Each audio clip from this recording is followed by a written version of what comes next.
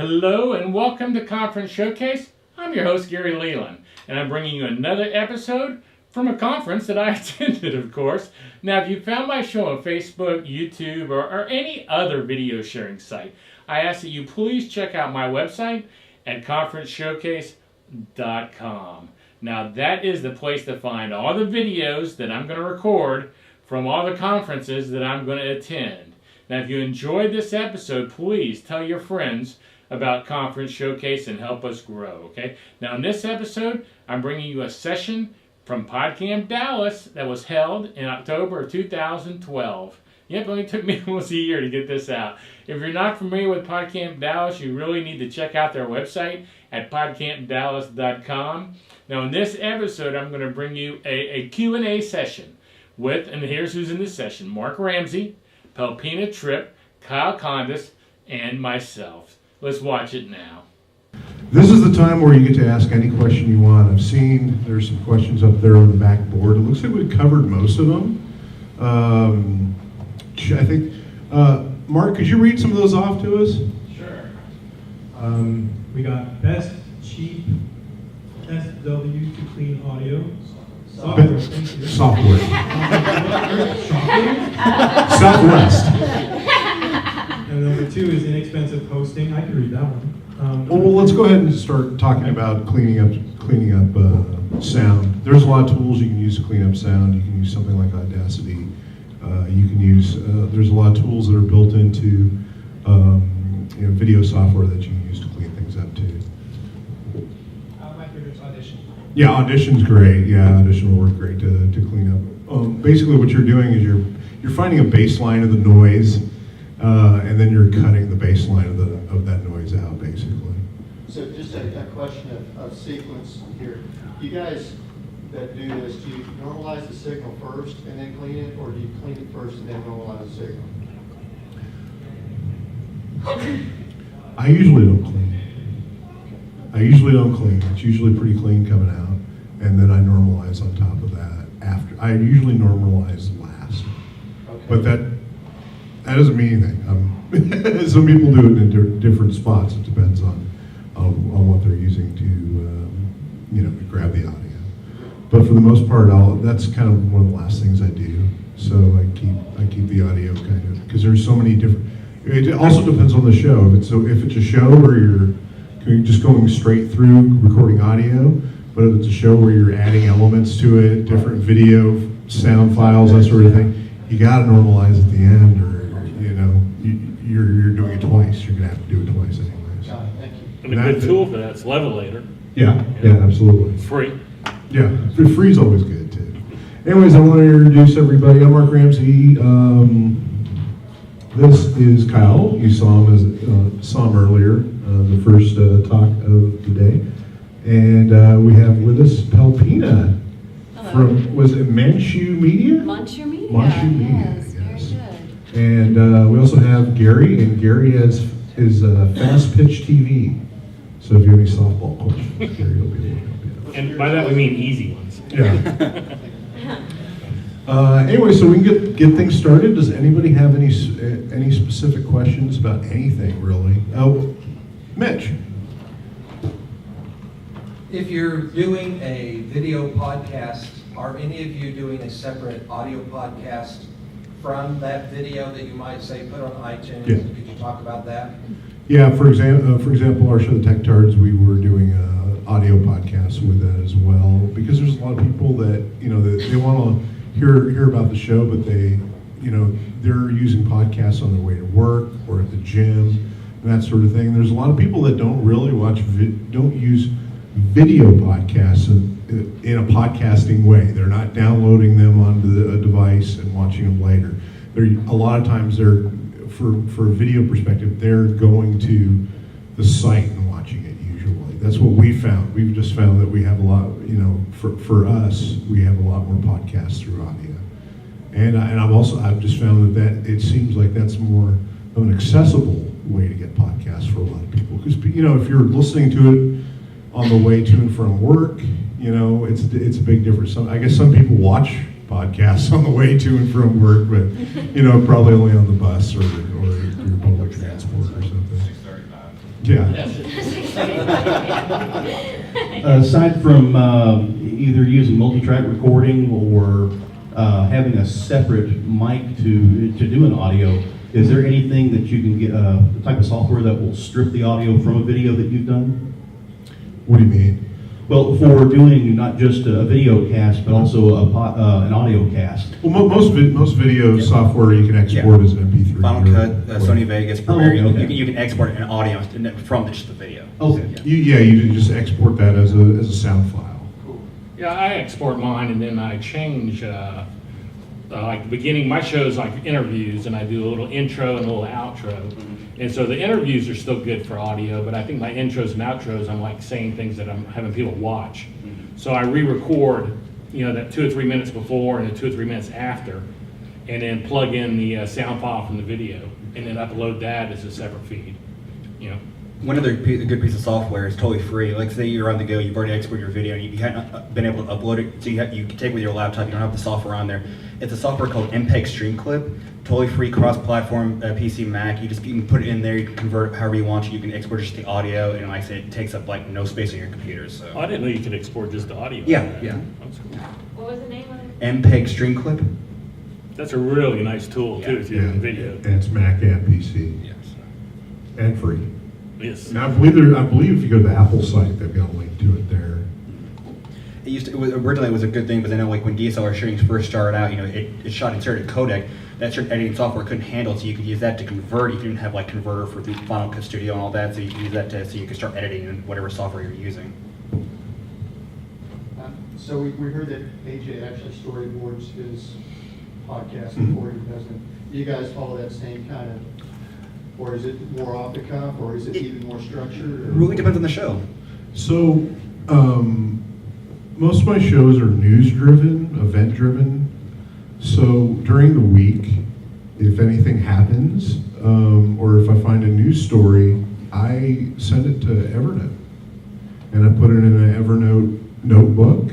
Either through my phone or whatever device I'm using. If I'm surfing the web on a PC, I'll send it to Evernote then. Then right before the show, I go into Evernote and look at the stories that I have set aside and see which ones are good. I pick a certain amount of them that'll let me fill my 10 minutes in the show. And then I basically add those up to, we use Basecamp. So I add those stories to Basecamp and that then emails out to everybody on the show so they know, they have kind of an upfront idea that that's what I'm going to be talking about. And then we use Basecamp to generate a run sheet, basically. So you know the order of what you're going to be talking about in the show. We don't generally use teleprompters or anything like that. It's kind of, for our shows, it's a little off the cuff or anything like that. So you're just riffing on the research? We just kind of riff on the news and that sort of thing. So I know Pelpina uses. Yeah, well, it kind of depends on the production. I do a lot of different segments and different productions for different companies and different purposes. So, for example, I do videos for Frank Watching, which is a large Dutch website with online tips and tricks.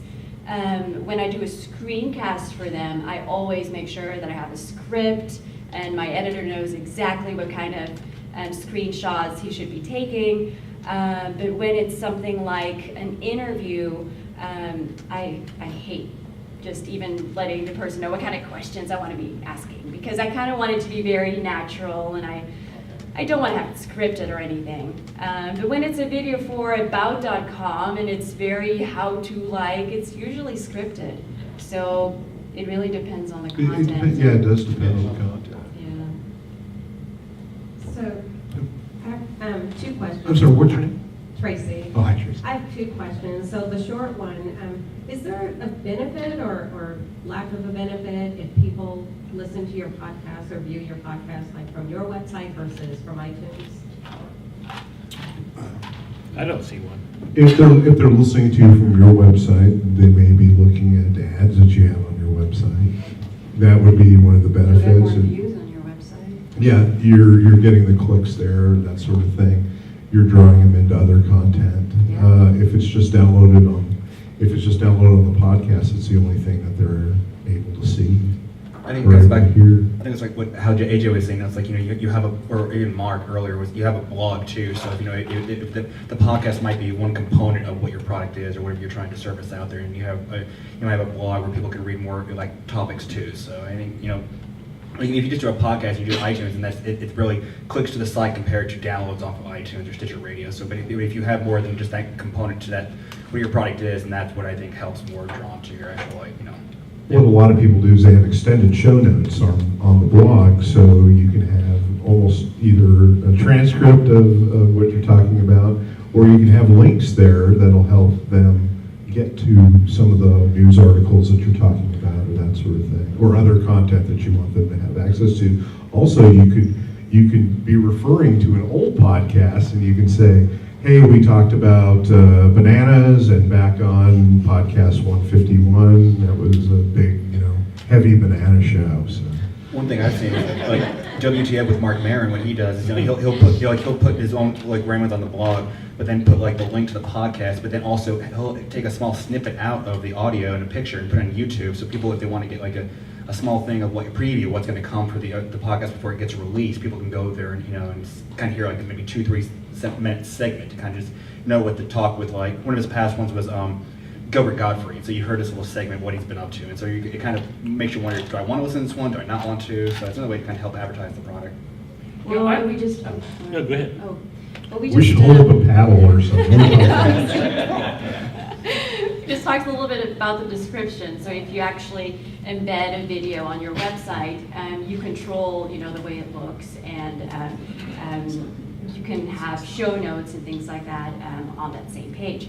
Well, what I've discovered after doing videos for Frank Watching, I produce a weekly video for them, and I discovered that in the beginning I thought, well, if you just have a short little description underneath the video, that's probably going to be like a tease, and people will want to watch the video. Well, it's actually, now that I've, after a couple of months, I changed it up to a longer description. The longer the description was, the more people would want to watch the video, more views I had. So it's, I don't know, I think people are actually more intrigued if they know exactly what's in the video. So I don't know. You get better SEO that way too. Yeah, that too. Yeah, I put my complete video everywhere I can. I want people, I don't care where they are, I want them seeing my video, because in my video, I'm going to promote my blog to get them there. And I do not think people who want to watch my show every week are going to go to their Facebook page or YouTube every week. I think that I'm good enough to bring them to my site. And so I want that out there where people who aren't even looking for me will find me and go, wow, this is interesting. I'm going to go watch this next week at his site. And that's my feelings on it. And I put all my show notes on there, and I think the SEO helps, but I want everything I can have everywhere. I don't care where it is. It carries everywhere. Well, your website is your home, you know, and that's where you want everybody to, that's where all your content is and where people can find you, and that's your branding, all your social media, everything should link back to your online home. So it's only logical that, you know, when you're also, you know, when you're doing your little podcast, you know, you have to talk about your website, because that's your digital home. And that's also a good place. If you have a contest, they can go there to sign up for the contest. You can do all kinds of other things with the website to help promote not only the podcast, but have the podcast, you know, promote the website as well. Any questions? Clay? So what are you guys doing differently now than you were like 6 months or a year ago? And then proactively, what do you hope to see within 6 months to a year that will be different, that is kind of a hurdle for you to get through right now in doing a show? For me, what I do differently, well, there's a bunch of things, because I also think that it's constantly changing, you know, how people are producing videos and watching it. So compared to 6 months ago, my intros are shorter.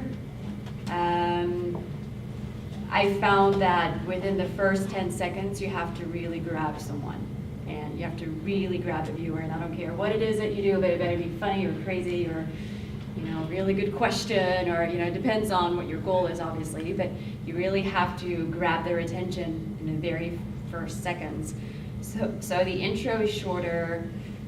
The videos themselves are shorter. And for Frank watching, for example, I first started with longer interviews, and then we switched to more of a niche. I'm doing only Dutch videos now, or mostly Dutch videos. I'm actually from the Netherlands, and Frank Watching is a Dutch website. And so we do how-to videos and screencasts in Dutch now. It was actually a tip by Jeremy Vest, who is an amazing online video marketer. And he was right, you know, we kind of had a niche, like in the Dutch market. We started out with 12 subscribers, literally 10 months ago. And right now we're the fastest growing Dutch YouTube channel within that market. And I think it's because it's very informational, how-to content that a lot of people are interested in, and it's Dutch. You know, it's very specific to a certain group of people. So I think that's something that you definitely want to look for is niche or very targeted subjects or topics. Jerry, what have you done? Well, something I started doing was from Jeremy Vest also. Yeah. And Jeremy sent me a Facebook message saying, look at this blog, and it was just fantastic for me. You know, when you create your videos and you put them on YouTube, YouTube generates an option of 2 or 3 images, and you can say, I want this one to be the artwork for that episode, I guess you'd call it. And Jeremy recommended taking a photograph, which I use out of my library of things, and then I put a bright yellow band down the right-hand side with my logo on there, and add wording to it, episode 219, and at the bottom I put the big bold print, interview with Jenny Finch or whoever it is, and I was just telling Pelpina, my topic or my genre is fast-pitch softball, very specific. And if you went to YouTube and you searched fast-pitch softball, those 2 words together, maybe anything you search, you get like 10 results, 15 results come up. I had none. Now, after a week of doing that, I've been doing it about a month now, but after a week, out of the top 15 on the front page, like 12 were mine, just from changing the way the videos look by adding artwork that was unusual to everybody else's. And if you go to pages that my stuff would be in, you can just tell mine right away. I mean, I could be the only one on that page, but I'm the one they're going to click on, and it's amazing the difference in how it looks. Just having the words on there and better photographs. In my case, I copied Jeremy's exactly. I put the yellow band just like he did, instead of another color. I mean, and it's amazing how it's done. What's the last name, Jeremy? Vest. Best or West? Vest. V is in like a vest that you would actually put on. He's a smart guy. Kyle and I haven't done anything revolutionary in the last 6 months. I will say though, like sometimes, like as I mentioned before, sometimes adding different like little extras you can for your show. There's like I said, having the podcast be the only component. You know, you'll have such an audience, but adding little small components like little video vignettes or like little interviews or so, just little tidbits you can help to drive on different platforms helps open the market a little bit more to your actual show. Ooh, I just came up with something else. Sorry. So what I've discovered too, during my last, month, I think, of doing WebBeat TV, was that people love interacting and being able to talk to you while you're shooting the show or whatever. So, Google Plus is an amazing platform to actually do that, and I haven't done it in a while, but that's something I'm definitely planning on doing. Again, I'm shooting a show with Shalma pretty soon, Shalma Kabani, and so that's something you probably want to look into too. Well, audience love being a part, like almost feeling like they're a part of the product. I mean, there's an artist out there, her name's Natasha Westcoat, and what she does is she uses social media to market her art. And one of the things she does live art drawings or live painting sessions where people can actually, she'll put the computer on and she can look down at the chat room while people are talking to her. She can, they can maybe make suggestions or she can answer questions back to them. So doing this, that's what I said, when Ustream and Justin, they have the chat room and you can view and have multiple people and just people interacting with the people, like where the show, like when we live stream Tech Charts, we have an open chat room. We can people can ask questions or chat with us. Yeah, and they also let us know on quality. They're helping us out if the sound's okay. Exactly. They'll let us know if things are too soft or if the video is fuzzy or something like that. So they help out with the production. Yeah, and it adds that next level because they feel like they're a part of the production itself, and that they feel like they're I guess involved. Yeah. That can be a real big component also. Virtual interns. Yeah. Another thing I've started doing, which I kind of was working on this already, but Jeremy Vest perfected this for me. Watching when it hits. Yeah. Well, that's true. I mean, I'm going to give credit where it's due. Hey, we know this guy, we didn't get him here next year. But anyway, at the end of my videos, when I was through in the credits, I had run a image I created that showed all my blogs, and my videos were actually playing in it as individual videos, and it was like a giant ad that they had to watch for 30 seconds if they'd stay on there. I figured they were looking at it, I might as well show them something besides ending. And I just use this every time my show's over. I throw this 30-second piece on there, and I put 3 videos running on the sidebar of this image, and using YouTube annotations, those all link to other videos of mine. Yeah. So when people are watching that, they see the videos running, and they can just click on it and go to another video. So kind of like, hopefully it's like bringing them through a cycle so that instead of watching one, now maybe they'll watch 2, or maybe they'll get into a loop and they watch 10 that day. I've seen a lot of YouTubers, like, they'll have their one page, like, people are out there doing special effects and, skits on, I can't remember his name, but one dude out there, like, he does, like, funny videos, like, doing, like, their online version of video game videos and showing what After Effects can do. And it's like maybe a 3 or 4 minute video, but right at the end, then they'll say, come to our second YouTube channel and see how we actually did the creation of this Right. video. I got this from a music person Yeah. that did it. I saw a musical person did it, and I contacted my girl who does my graphics, and I said, hey, I sent her the link and said, make me something like this at the end of their video. And then I just had it on there. I didn't have the annotations go until I saw Jeremy's video. I said, I already got those videos on the end. I just need to make them links. Yeah. So it was perfect. Just talking about the use of a video or a little snippet image to entice people to watch your video. If you've ever browsed YouTube at any length of time, especially us guys, will see a good-looking girl picture and think, well, that's got to be something interesting, and then it's totally not what you thought it was at all. I've never clicked on this. I don't even no more. My question, is there, You mean the internet can be deceptive? I always wondered what was there. That's a whole other topic on its own. Is there a perfect length for your show? I understand if you're doing a podcast where it's a group of you, is it an hour? Do you shorten it to 30 minutes to keep people interested in it? Or if you do run an hour, how do you keep people interested in it? That has to do with audio or video. Yeah, too. audio, I would say usually, the better ones usually last about an hour, because when I'm even working out or just driving, I like hearing a lengthier thing.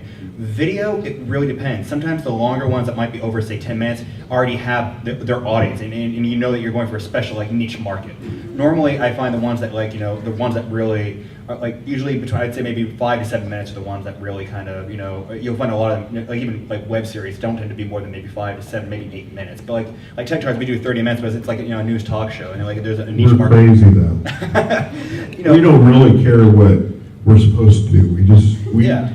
Everything we do in the show is because we want to do it. We don't care about It's all ego. what it does. It's all ego. It's completely all different. about me. But if you look at, like Revision 3, which is one of the largest network TV stations online, there was Dignation with Kevin Rose and Alex Albright, and their shows went for like 45 minutes. Now, I don't know how many people actually sat there and watched the show for 45 minutes, but then you download it, So, like, they kind of have that niche market, but in a lot of shows, I'm not going to watch, I don't want to sit there more than 5 or 6 minutes and watch it. So, it really is an up and down kind of factor. It just depends. And there's also a secret to building up stats. You go to every Best Buy in town and download your video. I do 20 minutes on my video, and I do an hour on my audio. So that's why I was saying earlier, it depends on which one you're doing. Because with audio, it's a lot easier for people to listen to the first half and then go back and listen to the second half. With video, you tend to want to watch the whole thing all the way through, and you'll get to a point where you get tired and stop watching. And a lot of the services like Blip, for example, you can go in there and see exactly where people stop watching. So you go to a certain point, and maybe after 30 minutes you see a huge drop off. That might tell you your show should only be 30 minutes or 20 minutes or whatever. So you can use some of the times the analytics to find out exactly how long your show should be.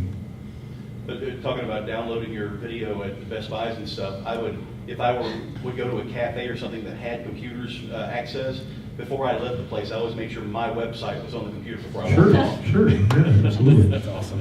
When my kids were younger, we'd go through Best Buy, and every screensaver on Best Buy was my website when they were kids. That was their mission. And they did that on their own. I didn't even put them up to it. But when you walked out of there, every computer had my website. There's your on it. marketing. Those are the underground street team techniques you can use. Anyone else have a question? I was just going to tag on to what Gary said earlier as far as using the annotations and then having your videos and all that stuff playing. Something that I didn't mention about building the audience, you can ask your audience to subscribe. You can ask your audience to like a video. And I actually saw in the metrics and YouTube analytics that when I did that, at the end of the video, hey, if it was relevant and you thought the content was good, can you subscribe? And I put an annotation.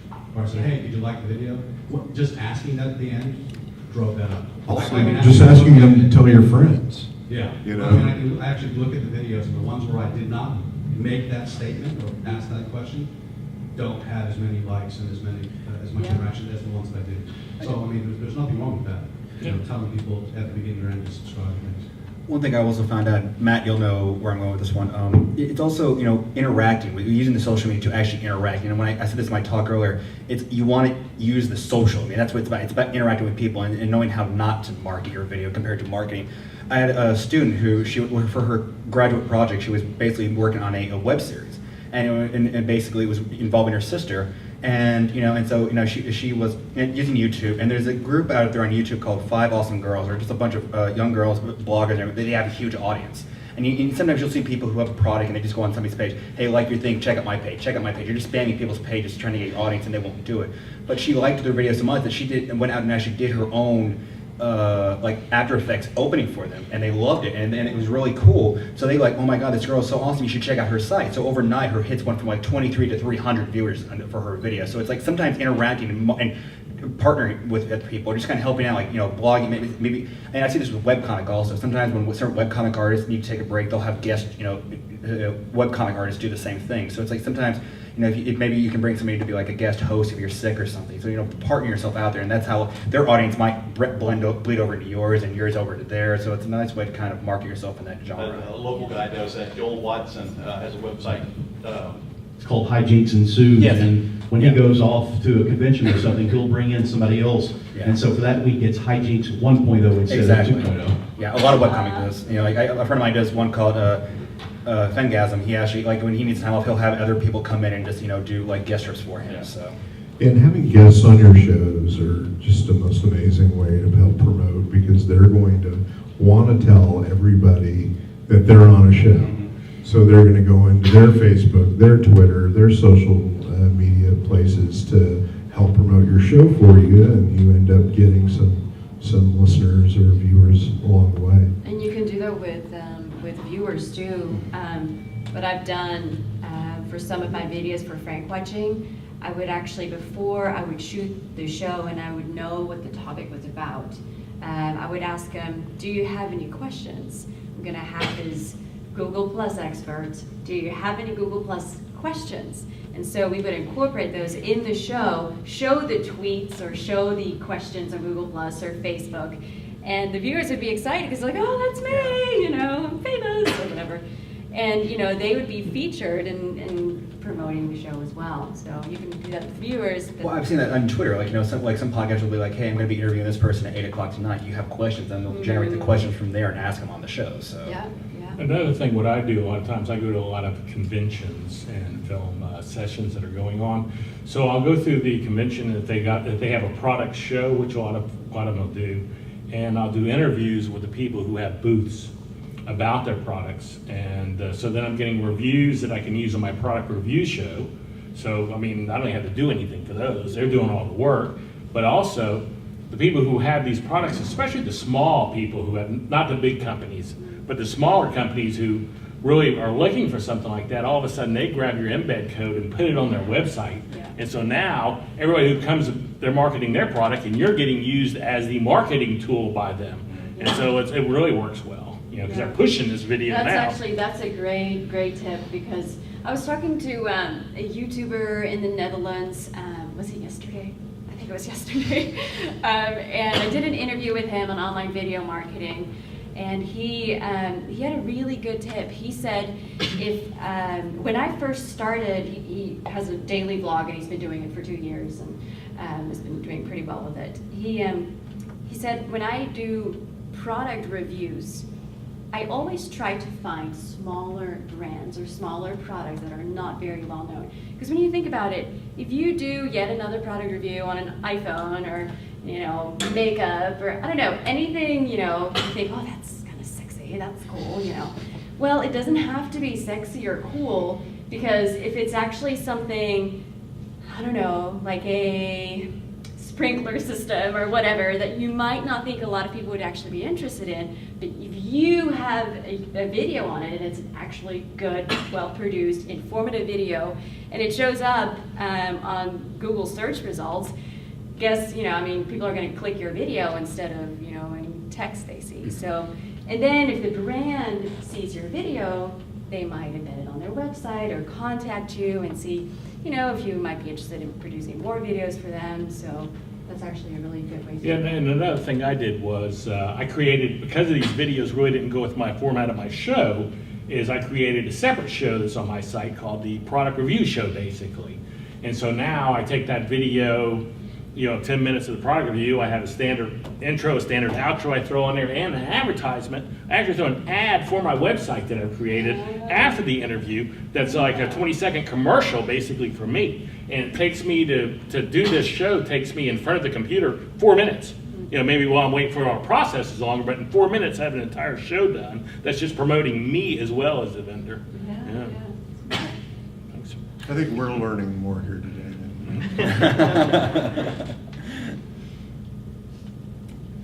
Oh, before we go on, I want to make sure everybody knows, I brought a bunch of podcasting books. Oh, that's I used to have a podcast store on the internet, and there are old editions that I can't sell anymore, so I've got them on the table back there, and I think there's still some left. So I want to make sure everybody knew that what's left, those are free back there. Well, let's give one of those away. Yeah. Oh. I'm going to come up with a podcast trivia question. Isn't that exciting? We got podcasting for dummies. What podcast does Mark do? And I'm in that book too. Who is credited with inventing podcasting?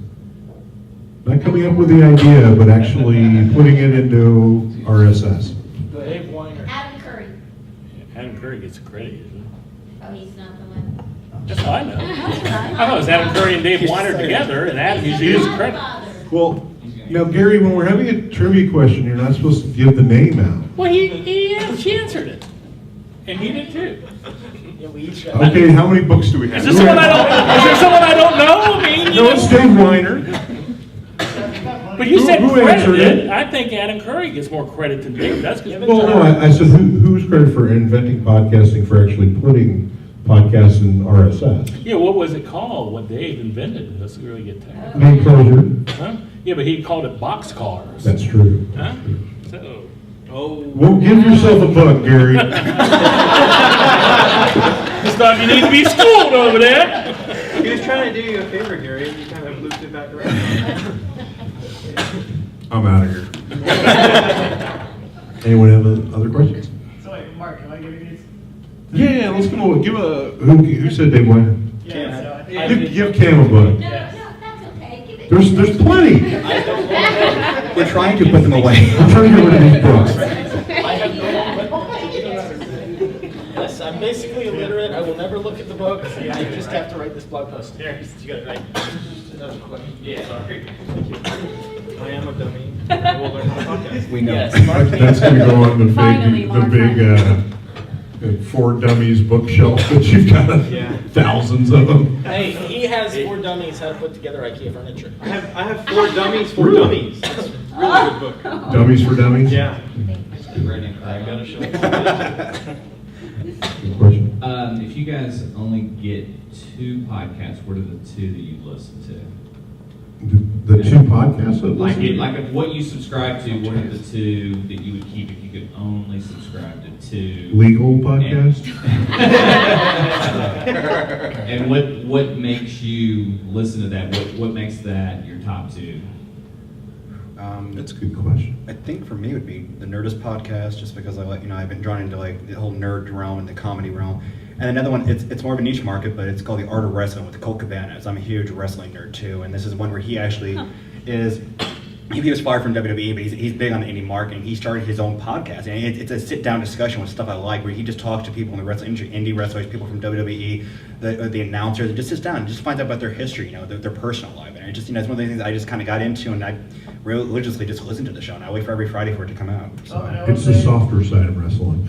I will say, Kyle and I had a chance to go see Nerdist live, and they're absolutely fantastic live. Oh yeah. I mean, there's the dichotomy of Jonah Ray, Matt Myra, and Chris Hardwick. They get together. Like one of the recent shows has been Tom Hanks, and the story behind how they got him on the show, and then his interaction with him on the show is just like, oh, this is just too cool to listen to. Because he's being very real, and I think you get to hear. I like podcasts that kind of give a chance with the people not so well known in like comedy or nerds or artists to kind of get a chance to voice and get a chance to tell their story and what they're about on these shows. So I mean, I almost, that's one half reason we did MC Squares, because my knowledge on music is so obscure. And I almost never listen to the radio anymore, so I'm not listening to new music. So when I hear on our podcast, I'm like, oh, it's a new song. I think I have like 13 to 14 different podcasts I download each week just to listen on my iPhone. When I'm in my car, I try to even lengthen my drive so I can listen to them. So I'm addicted. Right. Well, I think for me it's kind of the same.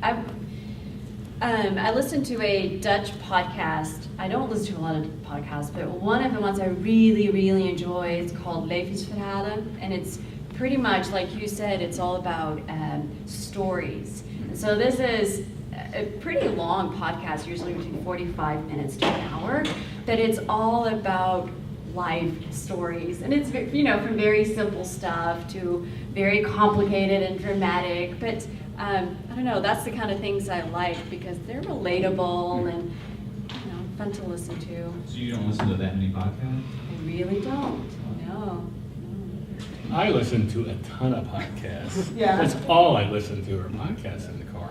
I don't even know if my radio station's set, and I don't know if I've listened to my radio since 2005. As a matter of fact, funny story, back a few years ago, BBC wanted to do an interview with me about podcasting. And so they called me up, and it was like 4 in the morning. I got up at 3 to be awake enough for the show, and they're talking to me about podcasting on BBC Radio, I guess. And then I said, yeah, I haven't listened to a podcast radio in years. I listened to a podcast. Oh, thanks for being on our show. That was the end of the interview. So I thought that was just kind of funny how quickly I learned not to say that. But I listened to Twit This Week in Tech, I would say, and anything from the team of Things You Should Know. I love that. They teach you a bit of history every week. They have several good podcasts. Yeah, you said history. There is a show called Hardcore History that I think is probably the best podcast. That was a little too hardcore for me. It was a little too detailed for me. It's really good. They go into. I'm a history buff, so I love it. And they don't really pull any punches. They tell you what exactly happened, that sort of thing. That's a great show. I also like a comedy show out of Chicago called Red Bar Radio. It's a guy named Mike David does it, and he's about as sick and twisted as it gets. He's been around a long time. Yeah, he's been doing it before. He's been doing it since like 2002. Before podcasting, he was doing an internet radio show. But yeah, I will say him for probably 10 years. A funny question. That Red Bar Radio. If you look at their logo, it's one of the teams from Dodgeball.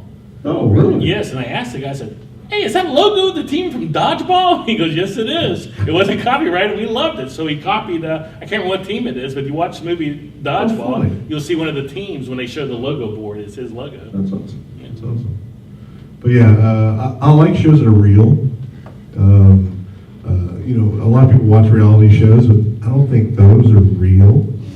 There was a lot of podcasts though that are. There was one, I guess.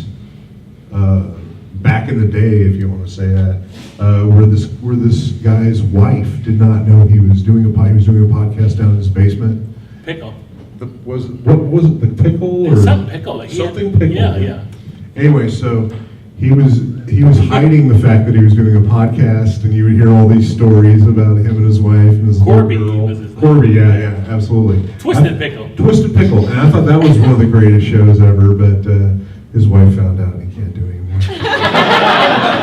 Another good podcast I like is Today in iOS, and he's really, Rob Walsh, who's been podcasting for years, had Podcast 411. He does, his is basically about the iPhone. So that's all he does is 30 minutes every week about the iPhone. And are we getting a Today in Podcasting again sometime? It could start again someday. We started and did one show and took another break. Took It was another too two-year much break. for us, yes. Hey, he has a regular release schedule every 4 years. Every 2 years. Consistency. It's rough to get those guys together. I don't know. So with each one of these shows that you guys listen to, does the content override the technical aspect of it where you go, oh, they did this or they did this, since you do your own podcast? I would say Red Bar Radio Show is probably one of the best produced audio shows out there, even over most radio stations. Seeing how I don't spend a ton of time on my production, it wouldn't bother me at all. It bothers me, but it's because I know it's not that hard to get good audio. Yeah. But there's some people that it feels like they're recording a submarine. Yeah. You know, and when you hear that, you just want to get off the submarine as quick as you can. And I feel that way about that thing Kyle was pushing earlier. What was that thing you were pushing? Talk show. Talk show. Yeah, no. Yeah, That's, We I tried used that it for a 2 while. episodes. Yeah, I well, can tell you. I'm not saying even talk show is what you should be using. If you're going to get really professional, you want to upgrade to mics and audio recorders and other things. I'm just saying, but if you just want to test the waters of each talk show, because you're not sure exactly where, you're just testing the thing. It might be like 1-2 episodes just to kind of see if there's a niche market, if you have the right dichotomy with the person you're working with. I just think, you can call each other up. Yeah, see from what that happens. angle, Yeah, I think it's yeah. good. Yeah. Well, we have a friend, Mark Walters. He does Dallas Comic-Con here in town, and he does a show called Big Fanboy, and he's been using TalkShoe forever. And I think he's got 500-600 episodes on it, and it's a very successful podcast using that platform. But he doesn't want to mess with any of the equipment or anything. He just wants to pick up the telephone and do a show for a couple We hours. had so many once a week. complaints. We did 2 episodes Yeah, we had a on there. bunch We of got complaints, so, yeah. oh, we go back to like the, yeah. Absolutely. I have a 2-part question. Sorry. No, sir. A quick two. He raised his hand and I had the mic. Sorry. I got next, I guess. The ventriloquism act. Just throw it at him when you're done. I'll say that. So, 2 questions. So, most everybody up on the stage here produces an audio and video podcast, and it's been a while since I've personally produced a strictly audio podcast, something that wasn't also a video podcast. So I'm curious, in y'all's experience, where is the ceiling on listenership with something that's a pure play podcast, something that's not also video? Because it's easy to kind of survey the landscape. Video is universally accessible with YouTube.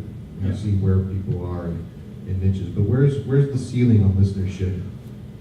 Well, in considering audio you could podcasts? move into, if your show is attractive enough and you have, edited property and work out the deal, you could actually move your podcast to radio.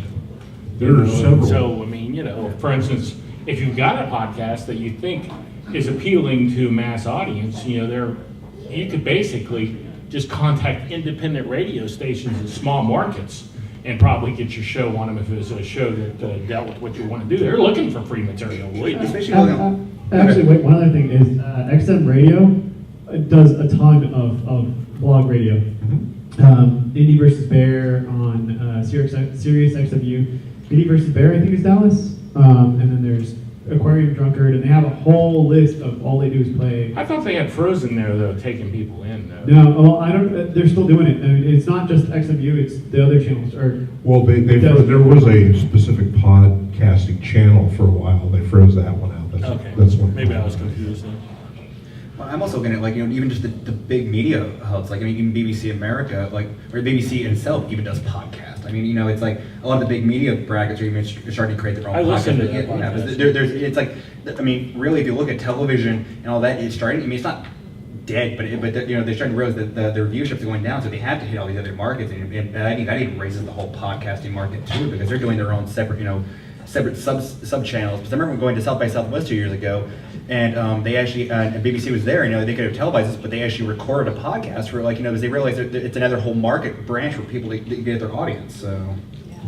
Yeah, and there used to be a time where most of the top 20 lists on iTunes were independent podcasts, and now it's 17 out of 20 are BBC or CBS Radio or something like that. KRA. Yeah, exactly. And they kind of pushed out a lot of independent podcasters, I think over time, to get exposure in top 10 or top 20 lists.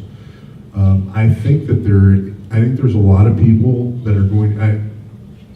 I don't know if you see me running around. I'm running around with Bluetooth headphones about 24 hours a day, right? I'm listening to the shows. When that kind of stuff becomes a lot easier to do, when it's just going to be beamed to your head, or however they do it, or you jack in or whatever, you're gonna have a show going in your head all the time, and you're gonna pause it, just by thinking about it, probably. Has anyone seen the new? If you have an iPhone, I don't know if this is only on iPhone 5 or if it's on all of them, but I went to update an app the other day, and I got an advertisement from iTunes asking me or from Apple asking me if I wanted to download some free apps, and they were all their apps. And one of them was the podcast app. And so I had the choice of taking all of these or none of these. So, to me, that's excellent that people are now, a lot of people just say, yeah, I guess I need this, are getting apps on their phone screen to listen to podcasts. That's the whole purpose of that app. It's a terrible app, but the fact you're putting it on there. But it's the fact they're getting it on their phone now, to me is a big plus. It's like Android, the one that I use is Beyond Pod. It's pretty good for managing them, especially if you listen to a lot. If you're hardcore, you need Dog Catcher. That one I've heard of. It's just way too many features. Quick question for you guys, and lady, of course.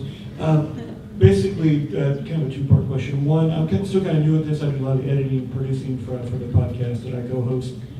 What would you say are either some specific recording or production techniques, or what are the most important things you've learned about production and producing a podcast? Are we talking audio or video first? Audio primarily. Get it out quick.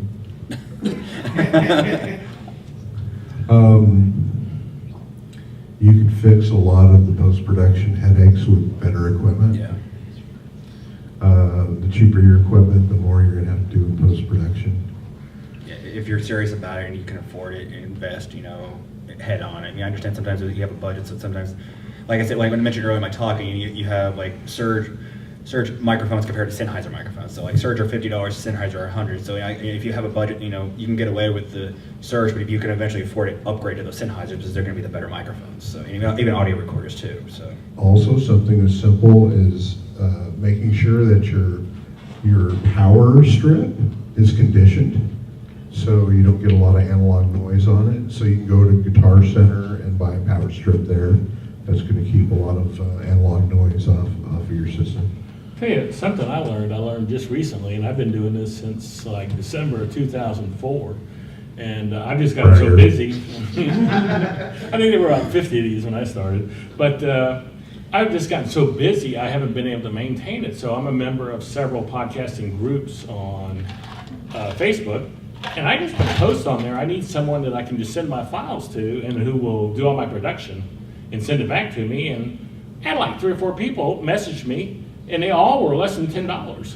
So to me, the one I'm using is a great guy who does great work. He had the best sounding of them all. His production, I listened to it, $7.50.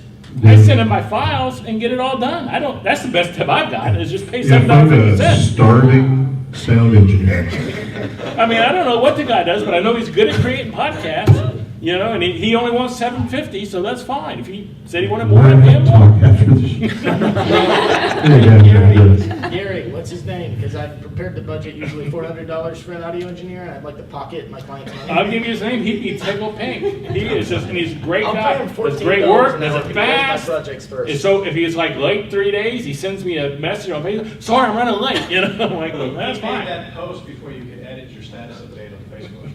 The decimal point was just a little long. Oh, well, he's done a couple shows for me, so I know the process. So what does he do for you? Like, I send him all my he has all my files. Like he has my intro, he has my commercials, because I run most everything I do. I run commercials for my stuff in it. I promote my stuff.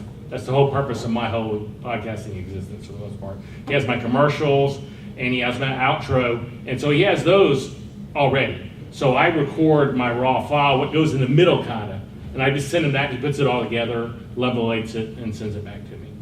And he actually does a better job than I was doing. Yeah. Speaking of, I just like to see him run. Speaking of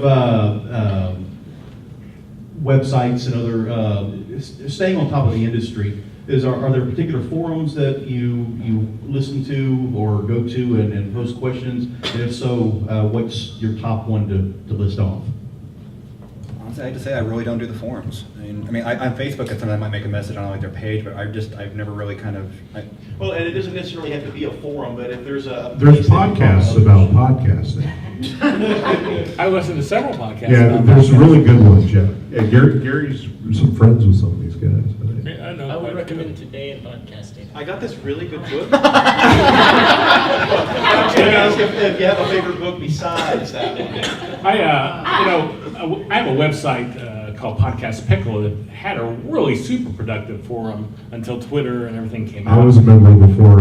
Yeah, I mean, before I even knew Gary, I used to use Gary's site. But still, if you post, there's still quite a few people that go there. If you post something in there, and the stuff that's in there that's old, I mean, is still real relevant. But I found Twitter is a good handle. Sometimes if I have an issue, I'll just throw a question out to Twitter and go, "Hey, peeps, can you answer this for me?" And I'll get it, and people will come back to me. So really, the social media platforms, I think, really can really be a big help to that. There's podcaster forums on LinkedIn that are pretty good. And the School of Podcasting, School of Dane Podcasting. Jackson, the Audacity, Awesome. the podcast. Yeah. That's a good Daniel Day-Lewis. And they're like, say, if you're doing sound engineering, there's a lot of YouTube videos that show you how to clean up your sound. There's a lot of YouTube videos that show you how to do post-production on your audio and how to deal with certain issues. Or your video, I mean, that's Yeah. that's the way to do it. It's it's a super tool. It's Great search engine. That's what I do. I mean, you go to school, you go to YouTube, you find someone else that either had the same problem. It's like an old boss used to tell me, if I don't know how to do it, Google it. Yeah. Go to Kyle's class. Take Kyle's class. I have actually a question for you guys. What's your favorite affordable mic? Affordable one? Yeah, like what's your favorite? What's your idea of affordable? Okay, so I like this one right here. Right. No, so I know Kyle uses a Snowball, which is Yeah, but on occasion, but if I'm going around, that's why I'm gonna have somebody sitting at the table, or if I can, if I had a better setup, but I have it on a stand, and blue mics are actually really good if you get the more professional. I know Mark Maron uses 2 blue mics and has it into a mixer and everything, but if you're gonna go around transporting, if you're gonna go around traveling around, you need something portable to take on the plane with you. I think 2 Sennheiser mics, 2 XR cables, plug them into the audio recorder, and boom, you just talk. That's how I know Colt Cabana on the Art Restaurant. That's how he does a lot of this stuff. He does that, and somebody sits on the sofa, he sits on another chair, and they just chat for about an hour. And so it's easy that you pull the file off, compress it into MP3, and boom, you upload it. So I think Sennheiser for mics like this, but if you really want to get more professional, I think blue mics are really kind of good at a higher end. You can get I think decent blue mics for 150, 150. Just go to their site, and even the higher ends kind of get a little more expensive. But you are getting what you pay for. So. If you want to crater things with a deep voice, Shure SM7Bs. You just crater it. You have a really pretty deep voice. It gets deeper with one of those. But I ended up, instead of doing a lot of post-processing, I bought a bunch of those mics. I don't have to do any compression. I don't have to worry about any of that stuff because the mics take care of it all. Well, I only do video, so I can't really contribute to a lot of the audio talk here. But when it comes to microphones, I only use lav mics, which you can basically clip on your shirt, just because you don't want to be holding a microphone in your hand while you're talking and messing the audio What up. brand do you use? Yeah, but you can't do this. There are different brands there. Or throw it down. Oh, I know. Sennheiser? I know your gear better than you do. Yes, you do. Yes, thanks. This is the standard Sennheiser packs? Yeah. Okay. Sennheiser's a good brand for almost anything, whether it's wireless mics for video or even mics like this, or we're talking when you're doing podcasts. I mean that's one of the most respectable mic companies out there. If you want to get a real good sound, a compressor condenser mic is going to be about $100. You're going to need to have a mixing board that has phantom power, and you'll get a good sound of it. The blues are going to be very similar to those. That's kind of old school. Sometimes you want to get a big microphone in front of your face for some reason. And those really sound good, but you have to do some post-processing on them. So, Pelpina, since you do video. So you're asking a question in a different location? This is what you call building your audience now. You just showed up in a different part of the room? Yeah, no, I'm chasing the guy around with the mic. No, so Pelpina, since you do video, you rely, besides on laughs, you rely on shotguns too, right? Well, only when I interview. You mean like, oh, when I do regular videos, like when I'm on my, by myself in front of a camera or with an interview where I'm not really on location, but just in the studio, just at my house. No, it's only lav mics. Yeah, really. I've been using it for, I don't know, more than a year now, and it's I don't know, I'm used to it. It's the easiest way to do it. I just hook it up to my Zoom, DSLR, and that's it. Have you ended up getting totally screwed by that yet? No. Wow. No problems. Don't forget to take it on before walking on one shotgun. Because now that you acknowledge this in front of people, we're going down a battery dive or a cliff break, something horrible's gonna happen, the person is going. Don't jinx her. Thanks, Your shotgun mic Really could nice. get hit by a meteor. You know what? It will now that you've said it. I know that's how it happens. I've had one fall on my head. We've all done it. I once caused the microphone to fall on your house. No, we use a shotgun mic on the Tech Tart show, and it works pretty good for actually two people. We share one shotgun. Pelpina, you don't record your sound straight into the camera? No. Zoom. Yeah, a lot of people record their audio separately, and then they go back and mix it. Yeah, that's also because Sounds like a lot of work. Like the cameras, No, not the it's cameras, the not. mics on a DSLR camera are total No, crap. I So it's like you that's always my want to Zoom. use a shotgun or a secondary source to record. Yeah. Well, that's why I do it, because it sounds like a lot of work. No, I don't it's want not, any because extra I work. use Final It's Cut easy to Pro. sync them together. I use And Final you Cut Pro. sync it together with like You one just take the two master. audio files and sync them together, and the way. Oh, so you've got both audio files, Yeah, and you just One line the thing two of one thing you those. can do is you're recording. If you do like a loud clap, that gives you a high point I that knew you can that. match it up at. It still sounds like it. Is it that much better than your camera? Yeah. We tried. Are you saying? Could you direct that mini conversation to the audience? Sorry about that. COOM? Yeah. Yes. Okay. We also, There's three models. There's a Zoom X1. It's that's the company. It's the H4n. Is probably what Pelpina is using. They have the new one that's H4n Next or some nonsense like that. That's the Mark II version. Tascam makes one that's a DR100, and that one's also DR100 Mark II. Right, that one's also the Mark II. That one's on the second generation. And then there's a third company I can't remember off the top of my head that makes also a really good recorder. What the heck is that one? That's a shirt. That one. Oh, and then Is that a DAT recorder? Compact Flash. Oh, okay, yeah, cool. okay. So the newer models. That's one of the older models, right? So the newer models all take SD card, so they're smaller. Hey, So I'm like, whoa. that was the big deal in the day, and that was expensive item when it came out. One thing that I've been playing with a lot lately is the cheaper version, the H2n or the H1n, which does not have an XLR, but it has a mini jack. I take the lapel mic that you would usually plug into a wireless transmitter, and I plug that directly into the audio recorder, and then I record clean audio feeds separately from each person instead of running. I like to avoid wireless mics whenever possible. I screw up all the time. So instead of running a wireless mic to the H4n, I just record directly from a lapel to a recorder that is the same size. Yes, that size, the same size as your transmitter pack. this is the Zoom here. Come on, don't you know him? And I would just like to say, Pelpina actually uses not a wireless lock, it's wired. And it has a preamp. Yes. Wired lock is good. Yes.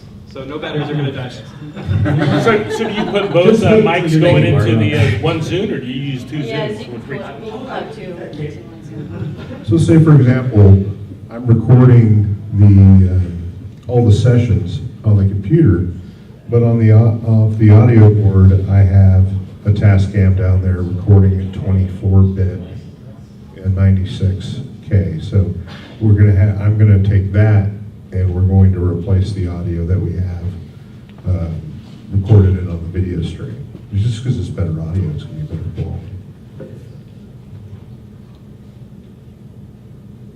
Anyone? Going once. Any questions? One last one? Yeah, sure.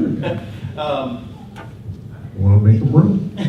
When you're, if you're wanting to engage your audience during a live, either video or regular podcast, how do you go about it? Do you set up a chat room, or do you do Twitter feeds, or? Say what's right, one more time? If you're doing a live cast, whether it's video or audio. What we'll do is like if we're about to go live on Tards, then what we'll do is I'll post on Twitter going live and put the link in the Twitter feed. You can do it on Facebook, and then basically people know to jump on into the actual chat. Give the link with the location, and they can watch live as we're producing the show, and they can just watch and leave notes and chat and make comments. And what website is it? Also, our show we do every Tuesday at the same time. Mm-hmm. Yeah. So they know exactly when to tune in, just like a radio or TV show or something like that. You can go to techtards.tv. Oh, so you've got it embedded in your website then? What's that? We had on the like on the Podcamp Dallas site, we've got the live stream embedded on there. So you go to like your website /live, where you can create a domain or subdomain live dot whatever your domain is, and then they know every time to go there to see the live show. So what I would recommend is Google Plus. That's what I used, and it's awesome because not only can you actually hang out with the people that are watching your show, so they can also, you can interact with them and see them as well. They can also leave comments. You can share the screen with them. You can watch a YouTube video at the same time. So there's a lot of different options there. And then of course, you can use Twitter hashtags. But that's what we've been using for hours right now, but you're limited to like 10 people in the Hangout. Well, yes, and you can also live stream it to YouTube, so.